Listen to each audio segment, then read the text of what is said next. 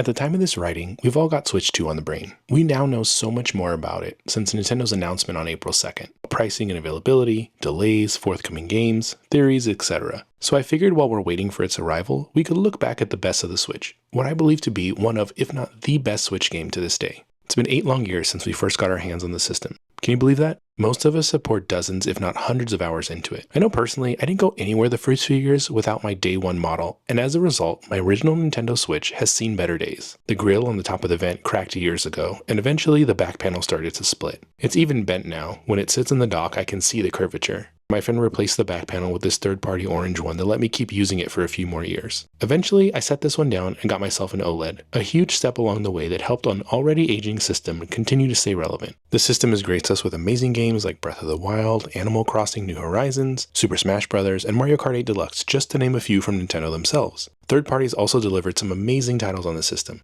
And while I know not everyone will agree with this, I have been saying it since the day I got my hands on it, that the best Switch game actually was made by a third party, released all the way back in 2017. That game is Mario + Rabbids Kingdom Battle. At first, I felt like nobody else believed me. It even seemed like none of my friends were playing it, like the game wasn't real with how wacky the team-up between Nintendo and Ubisoft was. I mean, that was the sentiment in the gaming sphere at the time it was announced. But I stand by this claim. It is a 10 out of 10 game, and while there are issues and problems, I think it's literally the best game we ever got on the system. To be fair, my top 3 games on the system would also include Breath of the Wild and Metroid Dread, so you know I'm not crazy. But Mario + Rabbids Kingdom Battle was just the right risk and reward we needed. If you've never played it, Mario + Rabbids is a tactical RPG, most commonly compared to the likes of XCOM. Mario isn't a stranger to weird concepts or crossing over into different genres, but everyone agreed at the time this was announced that pairing him and the rest of his usual Mushroom Kingdom cohort with the Rabbids of all properties was odd, to put it mildly.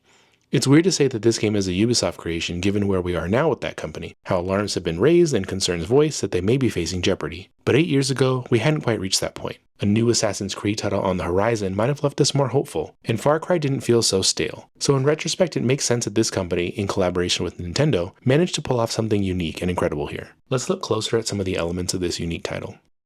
Gameplay and characters.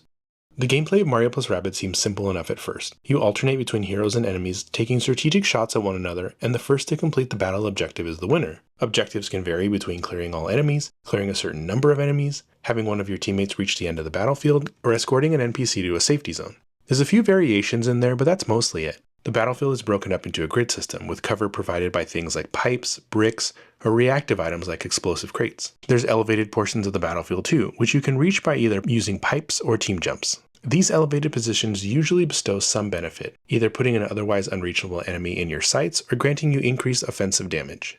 Another element that makes the gameplay so enthralling is the diversity among characters. Not just the playable characters with their different stats, but various enemy types too, as well as third parties in the field. Things like chain chomps will occasionally show up, adding another variable into the equation that can sometimes hurt you, but if you're strategic enough, can really work in your favor. Bosses offer similar mechanics, where you often have to either target a specific part of them, or engage with the environmental elements to actually do damage. As shown here, you have to make this DK Rabbids bananas fall through its floor before you can do any damage against him.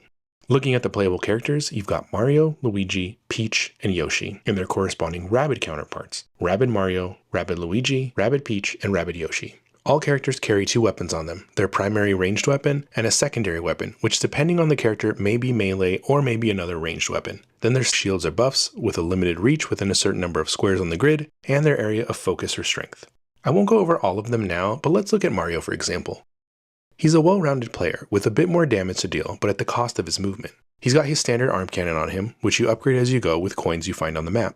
Each one you buy has different stats obviously, but there's also some varying elemental effects. Some have knockback, others have things like honey, which makes your enemy get stuck in place and lose their movement during their next turn. He also unlocks a special ability called the Stomp Jump, which lets him use the Team Jump, where you springboard off your teammates to reach otherwise out of reach areas, as an attack to land on an enemy. Everyone can Team Jump, but only Mario has the Stomp Jump ability. His other special ability is called Hero Sight, an extra shot from his gun that targets a moving enemy during their turn when they come within range. This is a huge bonus to have in your back pocket, because we've all been there when our combined attacks leave just a handful of health left on an otherwise finished enemy, and they survive long enough to get through their next turn. That Hero Sight finishes the job and saves us from taking damage, and I swear this has kept the battle going in my favor more than a handful of times. Further upgrades let you add even more shots to this ability. Finally, he's got his melee hammer that lets him attack an enemy next to him. That very basic overview of Mario shows you just how complex and thought out this game can be. When you think of Mario, usually you think of running and jumping, maybe a fire flower or another classic power-up, but full-on ranged weapons and grid-based movement to consider? We went from this 8-bit character stomping on Goombas to this game where he's got guns, status effects, and a plethora of other customizable options. You've also got a stat tree that lets you upgrade these abilities further, adding more movement to each turn, more damage to each dash attack, the list goes on. Enemies themselves are also equally entertaining, being a combination of regular old Rabbids crossed with another creature, either Mario related or otherwise. Sometimes their stature is enough. The larger rock-carrying ones will smash your team with a giant stone slab, doing immense damage in one turn. They also have other characteristics to consider, like this same enemy which is drawn to you when you attack it. You have to consider whether it's worth attacking at the distance you're currently at, or if you need to use another teammate to stay out of harm's way. This tactical element keeps you on your toes and can often lead to mixed or interesting results during a battle. The other side of this coin is friendly fire. Say Mario is too close to the enemy, so you want to draw them further away. You turn to another character like Peach with her shotgun and wide spread of fire, and you can't just use her without considering the damage range that Mario may fall within. I'll highlight this friendly fire a little more later. Finally, team composition is especially important as you make your way through the world. I kept dying at the mid-boss battles in World 2 until I remembered I had Rabbid Luigi and his heavy damage just sitting on the bench. Using him, I was finally able to beat that pair of bosses after losing at least a dozen times with regular old Luigi in his place. Having the right composition is about more than just firepower though. Looking at Peach again, she deals a lot of damage, yes, but that damage has a lot of drawbacks if you're keeping other teammates close. However, her healing and protection abilities are instrumental in keeping everyone else alive. Story. Main titles are, by definition, often constrained by their series dogma. It took 2 decades for Mario to evolve into the new Super Mario Bros. Series, and then we were stuck in that vein until Super Mario Wonder. It's often the side stories or spin-offs that allow for more creativity, breaking the series convention we've all come to know and might have grown tired of. Mario plus Rabbids is no different. Being so wacky and out there allowed for it to draft a story we didn't expect, which in turn leads to more engaging gameplay. The game starts off in the basement of an inventor that is a Mario fan. The Rabbids crash into the basement and wreak havoc, stealing a headset the inventor has made which allows for the merging of items, hence why some characters are amalgamations of 2 others. These Rabbids eventually find themselves in the Mushroom Kingdom and continue their shenanigans, which puts the world in jeopardy, hence Mario and company jumping in to stop them. Along the way, we find that Bowser Jr. has taken an interest in the headset-wearing Rabbid, who he dubs Spawny, and seeks to eradicate Mario and his friends with the power Spawny wields. Again, not award-winning in terms of writing, but different enough from the classic Bowser kidnaps Peach motif we've seen 1,000 times. And the fact that we get to see the Mushroom Kingdom in a different light, in this unique blend of 3D and wacky antics that makes it the first of its kind. Not just a 3D map, but a living world, and one that is in desperate need of repair because of the Rabbids meddling. You can see the damage dealt to the otherwise idyllic Mushroom Kingdom. Exploring the map itself is half the fun, where you can find collectibles and unlockables. Puzzles gate many of them, and it is well worth your time to try and find as many as possible. I'd say none of these puzzles are too hard, but just engaging enough that you want to solve it and are drawn to them continuously across your journey. They also went out of their way to place various characters and NPCs in the world that add a little bit of humor along the way. Some of these puzzles and obstacles will not be solvable immediately, requiring Beepo to learn new skills to get past them, although it is kind of silly that he has to learn how to slide a box. Graphics.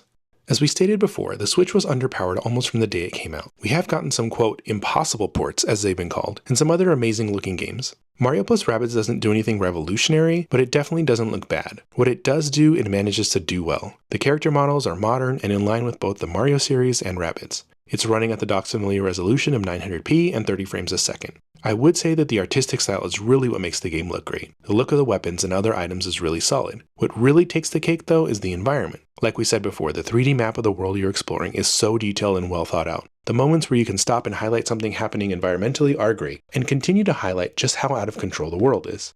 Lastly, Battle HQ, or Peach's Castle, looks as good for this generation as it did when we first saw it in Super Mario 64. I just wish we could enter it. Of course, this brings us to Shortcomings. Few, if any, games are perfect. This one has its shortcomings, so let's not hide from them. I mentioned that it runs at 30 frames a second a little bit ago, but there is substantial lag at certain points, namely when there is an in-battle moment of slow motion. You see it most often when someone is counterattacking. Mario's second sight move that we mentioned earlier is a prime example, with what appears to be a lot of stuttering and maybe 20 to 25 FPS at best. It doesn't ruin the experience, but it's also immersion breaking for such an otherwise immersive title. Another would be that Mario plus Rabbids is exactly that, the Rabbids. Even done well, you need a break from them after a bit, and while you may find yourself itching to get back to it when you've put it down for a minute, you'll never think to yourself, man, I sure do miss those Rabbid characters. Honorable mentions.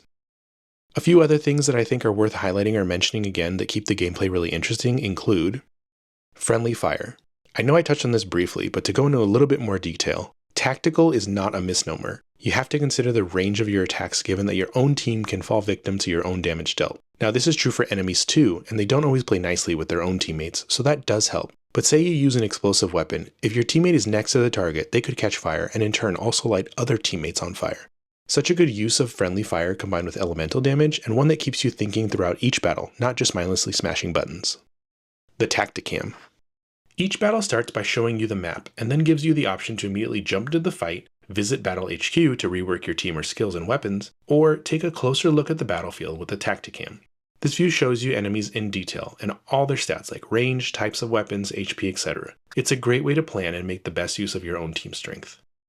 Extra health. Every battle offers you the chance to use what is this game's equivalent of easy mode. At the start of each round, you can press Y to get extra health, which is only for the particular battle you're in, and as far as I can tell, doesn't cost you anything like coins or skills being nerfed.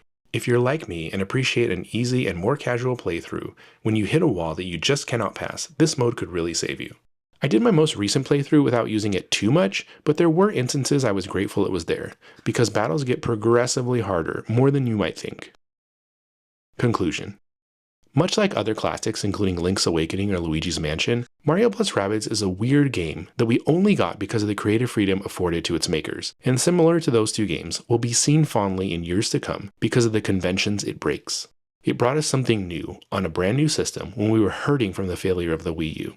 The game did do well enough to get a sequel, another great game in its own right, which made changes to the formula established here. Mario + Rabbids Sparks of Hope is also worth a playthrough, but that's for a different video. I'll also say that the DLC on this game is worth buying. Playing as Donkey Kong is hilarious and well worth your time.